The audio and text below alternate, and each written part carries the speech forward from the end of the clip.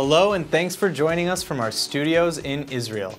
Coming up in today's newscast, Israeli youths protest the destruction of the Amona outpost, the UN General Assembly passes yet another set of biased resolutions, and the new Israeli ambassador to Turkey arrives in Ankara. I'm Aaron Porras here with the latest news in Israel.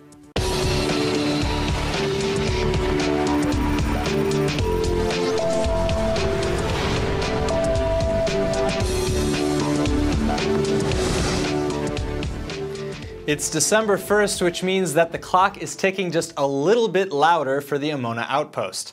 Those against the decision to tear the settlement down, though, are hitting the Israeli streets to make their opinions very clear. Several dozen Israeli youths participated in a demonstration near the Amona outpost last night. They blocked a major highway with rocks and tires, which they then set on fire. Most of the activists took off after police rushed to the scene and arrested two for disturbing the peace. The High Court of Israel ordered all residents to be out of Amona by the 25th of this month before its subsequent destruction, because it was found to have been built on privately owned Palestinian land. When several houses on the outpost were razed back in 2006, more than 220 protesters were hurt in a confrontation with security forces. Now, with the entire village on the chopping block, right-wing politicians are racing against the clock to secure a solution, as the defense establishment prepares for what may become another violent showdown in just a few weeks' time.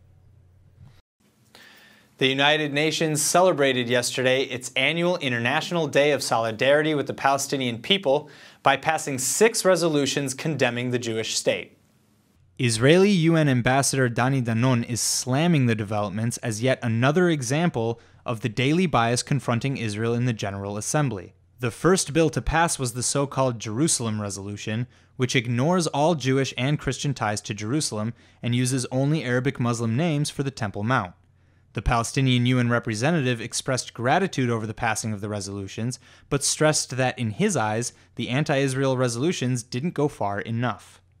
Mr. President, while grateful for this support, we cannot conceal our deep disappointment and frustration at the absence of serious efforts to uphold political and legal responsibilities towards the question of Palestine, the core of the Arab-Israeli conflict. Only 7 of the UN's 193 member states opposed the measure, including the United States, Canada, and of course Israel. 8 other member states abstained from voting on the Arab-submitted resolutions, which go on to dismiss all Israeli laws and actions over Jerusalem and its holy sites as illegal. The other resolutions pledged UN support for Palestinian rights against Israel, a new propaganda campaign advancing only the Palestinian side of the conflict, and the creation of a new supposed fact-finding mission for journalists to cover occupied territories. Yet another draft demanded that the Jewish state withdraw from the Golan Heights and immediately hand it over to war-torn Syria. Washington opposed each of the bills and blasted the world body for its disproportionate number of resolutions condemning Israel. The American representative insisted that the General Assembly's actions are counterproductive and only further damage prospects for peace. Israeli ambassador to the UN Dani Danon also condemned the General Assembly's actions and used his time on stage to stress the Palestinians' historic refusal to move towards an agreement despite the many chances afforded to them. The Palestinians still don't want peace, they still don't want a state, and they still don't want to end the conflict. Every time there is a possibility for progress, every time there is an opportunity to choose a better path for their people, they choose the path of violence, rejection, and bloodshed. Mr. President, let us not forget that the leaders of the Zionist movement accepted the UN plan, despite all the risks, despite the threats of genocide against the Jewish people by Arab leaders. These brave leaders accepted the plan because they knew it offered the best hope for the restoration of Jewish independence after 2,000 years, and because they believed it was possible to live side by side with our Arab neighbors in the land of our forefathers. But the Arab leadership was not willing to accept the Jewish state under any conditions. Make no mistake, this was not about pushing for a better deal. a working paper of the UN Secretariat from July 1949 stated clearly, and I quote, "The Arabs rejected the United Nations partition plan in its entirety. Their goal was clear. This was not about establishing another Arab state. It was and remains about opposition to a homeland for the Jewish people." Several resolutions have been passed by UNESCO over the past few weeks, as well as another set of resolutions just passed yesterday by the UN General Assembly, which claim that the Temple Mount and all of its history are solely Muslim holy sites. Well, an ancient piece of papyrus has recently been discovered on that very same Temple Mount, and it's said to be the oldest document ever found containing Hebrew letters.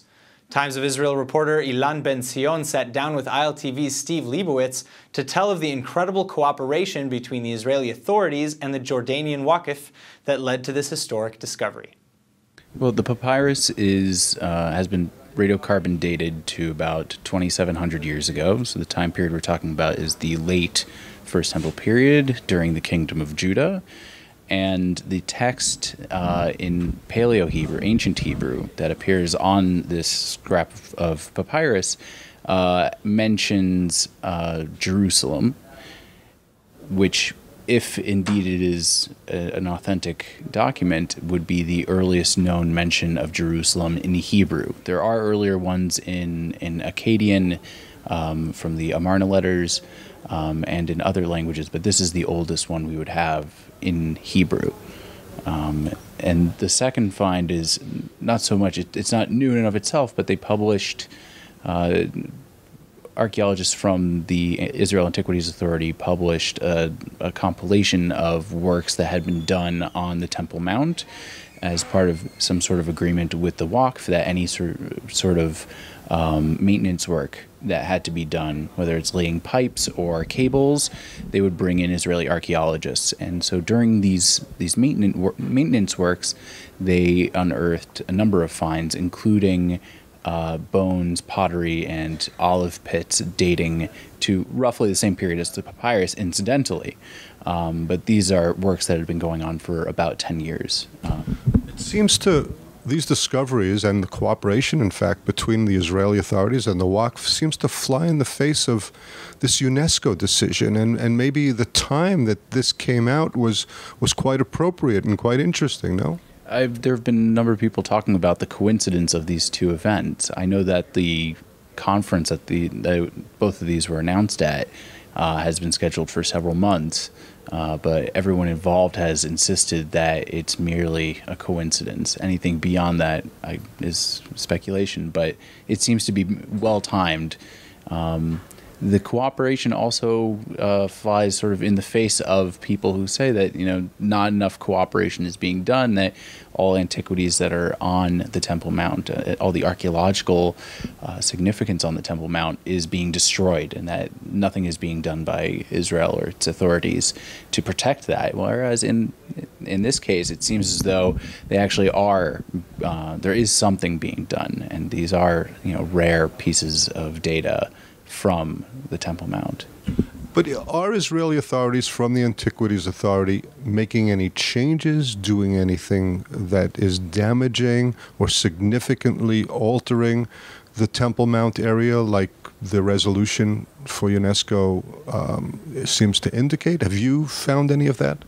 I have not. There was a state comptroller report that has been barred from publication by the Knesset that said that there was damage done on the Temple Mount in 2007 during one of these operations, but the exact findings of it I'm not familiar with.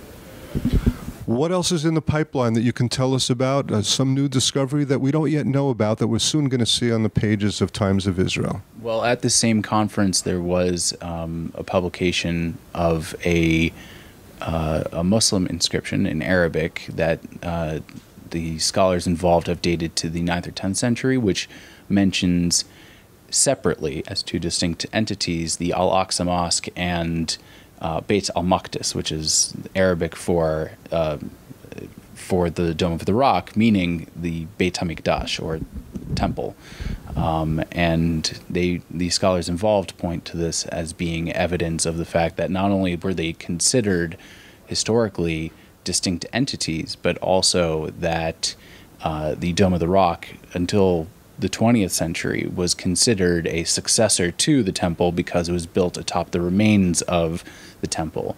Only in the 20th century did that historic Muslim narrative change, and has there been denial of there ever having been Jewish temples atop the Temple Mount. Well, it's interesting. It's all about ancient history, but it's all happening today. Thank you so much for being with us at ILTV.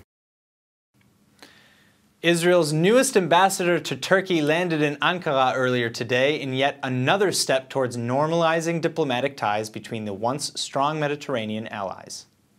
Israel's envoy, Eitan Naeh, released a public statement as soon as he arrived at his new post. In it, he made a special point of mentioning his host nation's support by sending firefighting aircraft and equipment to help the Jewish state extinguish last week's inferno. We have a lot of work to do. I want to thank Turkey for the support, the aid that they sent to Israel, fighting the fires last week. We have a history of helping each other at times of need. And I'm looking forward to start work here officially. Next week, after presenting his credentials to Turkish President Erdogan, the Israeli ambassador will get down to work trying to rebuild bilateral relations. No one expects the renewal of ties to be problem-free, however, particularly after the Turkish president publicly blasted the Jewish state with a series of harsh allegations just a few days ago. The once strong alliance was ruptured in 2010 when 10 Turkish pro-Palestinian activists were killed after they attacked Israeli commandos enforcing the naval blockade around Gaza. Israel has agreed to pay compensation to the families of those who died on the Mavi Marmara flotilla as part of the reconciliation deal signed in June. Turkey's new ambassador to Israel is expected to take up his new post this coming week. He's expected to be focusing on both nations' mutual fears over security risks in the Middle East, as well as the prospect of lucrative Mediterranean gas deals. It is my honor to say that joining me today to discuss some of Israel's security operations is former head of the Mossad Security Agency from 1996 to 98 and former Labour Party Knesset member Major General Dani Yatom. Thank you so much for coming in today. You're welcome. All right, so we'll get right to it. My first question is about how Israel has recently struck over the border of Syria, ISIS and Hezbollah targets. Are our enemies being emboldened? Are they forcing our hand? Firstly, it is important to say that what we know about those last bombings, as well as the bombings since 2013, is from foreign sources, because Israel never denied or took responsibility. Mm-hmm. So assume that Israel did it according to Arab sources. Then this is part of what should be the Israeli defensive policy, which says that we will not tolerate and we will not wait until the enemy will knock on our doors and will bomb us with new types of missiles. And when the Israeli establishment, military and security establishment, and the Prime Minister as well, they come to the conclusion that it is something that rolls towards Israel and has potential of big damage, then we will do our utmost in order to block it, in order to thwart it. This is the way we also treat terrorists. We do not wait until they will knock on our doors. We try to eliminate them as far as possible behind the borders of Israel. So you're saying that these were preemptive attacks? Yes, you can call it preemptive attacks, meaning before they attacking us, if it is true, yes, mm-hmm. then we are attacking them. This is preemptive, yes. Okay, and then you kind of touched upon, the fact that there are foreign sources feeding this violence. Who are the foreign sources? We know that the sources that claim that Israel is behind the last attacks that occurred 2 days ago, or less than 2 days ago, are Syrian sources and some other Arab sources. Now, yes, you touch something very interesting, because till nowadays, till today or till yesterday, the Syrian always use the space of deniability in order to not to blame Israel, and in order to not to give it a high like the satisfaction. yeah, a high attention. And what's going this time is a little bit bothering, because if the Syrians voluntarily went and published that Israel is behind the attack, it means that they want to signal to us that, yes, they know, as they think, yes, they know who is behind it, and that they keep their right to retaliate whenever they will decide. And so just to be clear, you know, when you say Syrian forces and Syrian news agencies, these are pro-Assad agencies? I'm speaking about the Assad regime. The Assad regime itself. The Assad regime itself, yes. All right. The Assad regime and the Russians, which are involved in Syria since September 2015, they did not respond. So that actually brings me exactly into my next question, is that with the Russians now involved with the Assad regime and aiding them, you know, how does Israel operate in Syria without causing an international fiasco? Well, firstly, it was published many times that there is a sort of communication, not coordination, but communication between the Israeli Defense Forces and the Russian forces deployed in Syria, in order to avoid any mistakes and in order to avoid and prevent any clashes between us and the Russian forces. We do not want such claims, and they do not want such claims.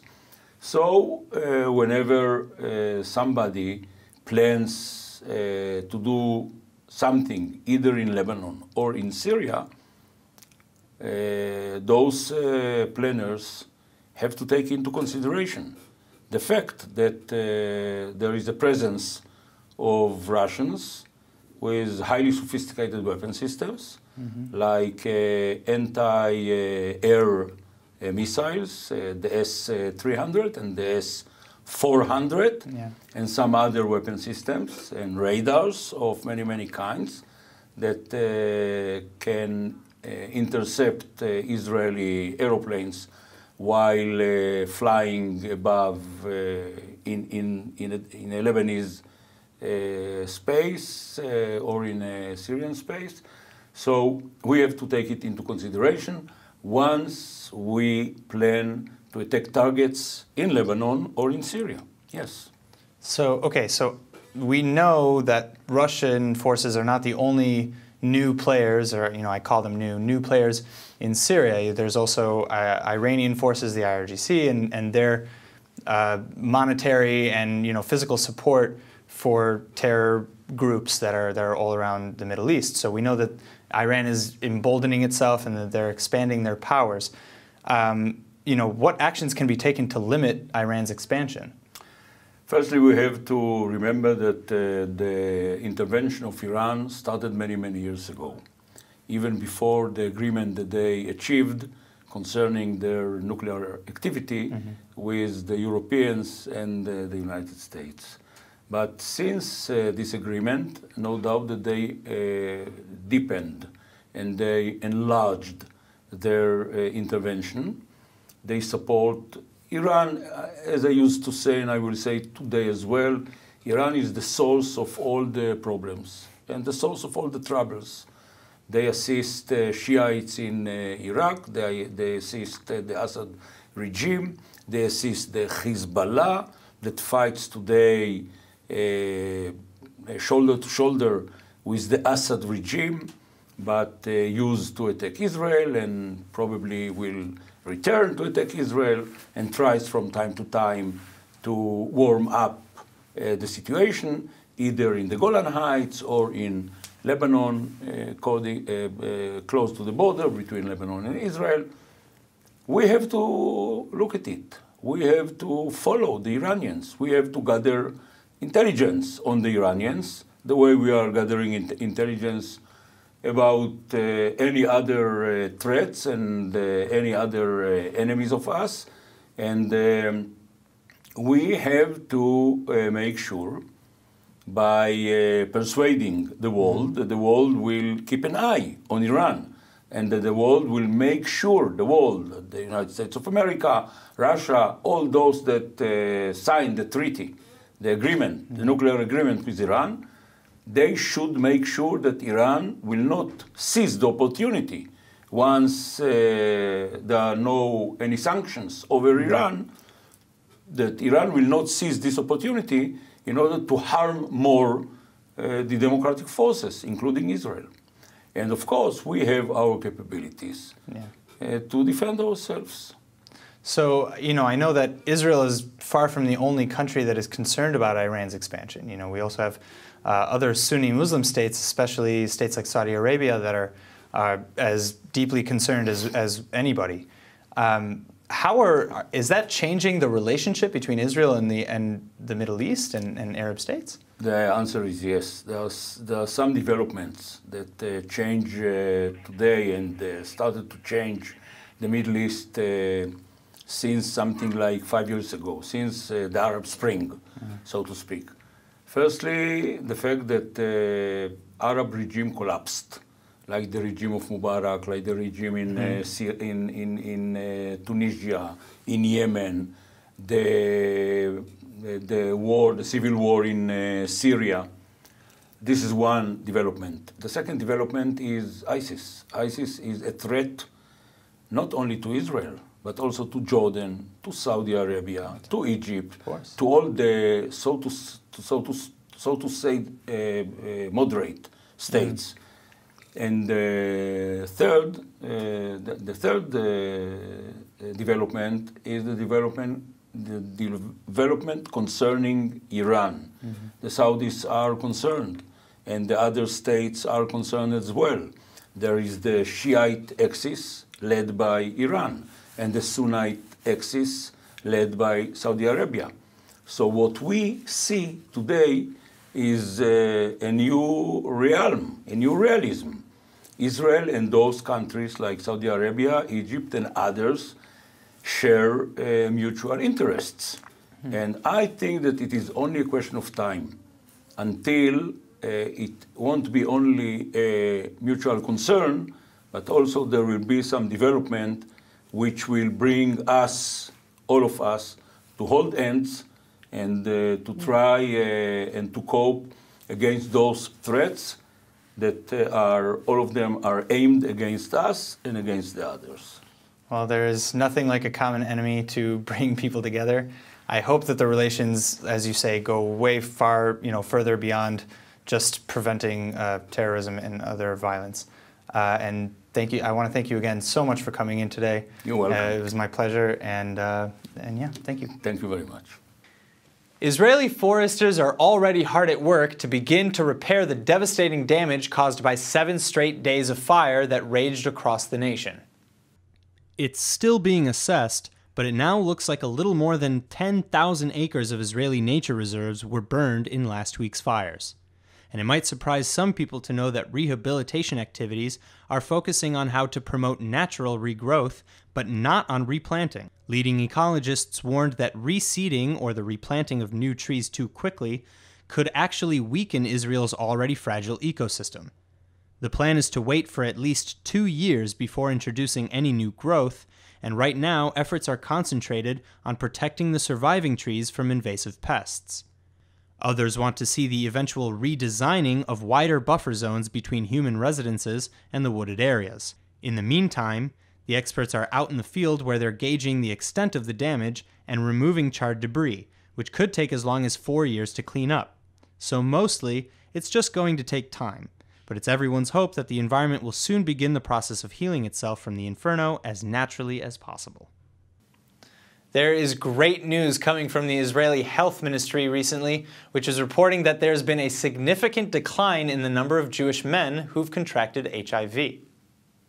The figures were released ahead of today's observance of World AIDS Day.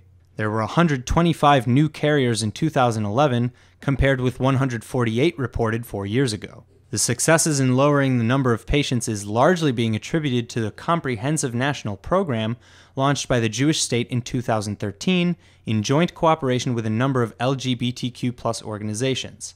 Efforts to combat AIDS and prevent the disease from spreading involve the opening of additional testing centers, condom distribution at popular LGBTQ+ hotspots, as well as increased social media campaigns targeting teens.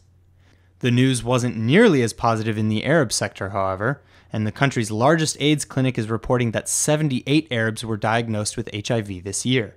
A total of 988 Arab patients are being treated, including 62 below the age of 18 and 26 men over the age of 70. Israeli health officials are vowing to continue even more with their intensive efforts to reduce infection rates in the future.